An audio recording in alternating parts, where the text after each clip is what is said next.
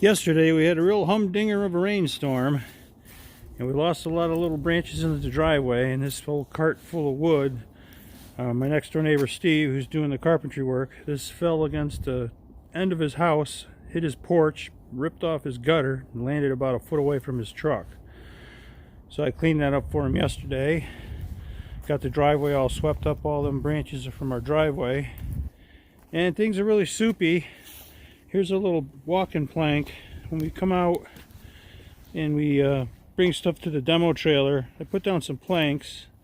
This way Steve wouldn't be walking in the mud. But the yard is pretty swampy. I think I might put some more wood down so it's a little less wet.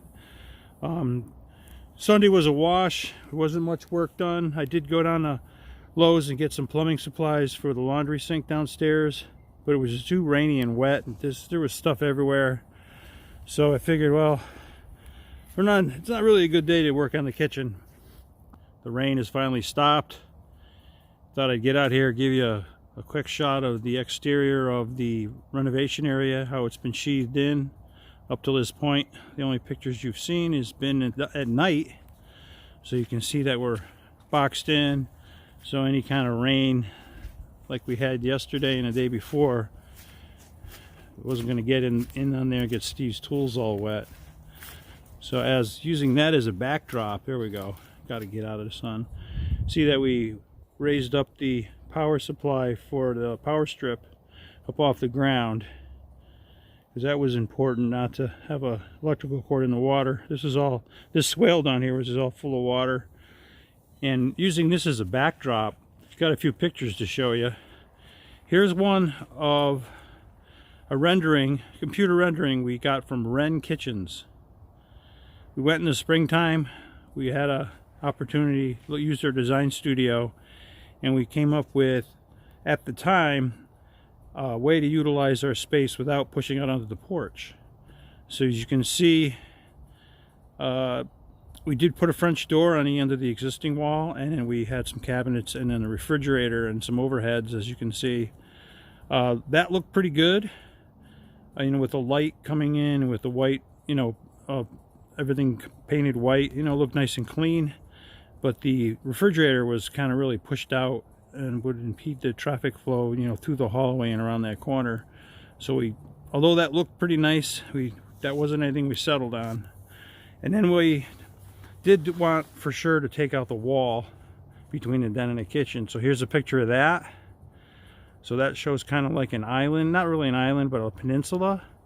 And we had seating on the outside, and on the right hand side we had drawers, because that was kind of a dead corner that you couldn't access from the other side. So we had some storage drawers, for like linens and things like that. So you see we have an overhead hood for a stove, kind of a wide open design, not any cabinets on the wall. We didn't really think that was good because we needed more storage than that, but it's a starting point. But you could see how the open style of the kitchen would look, so that was kind of our starting point.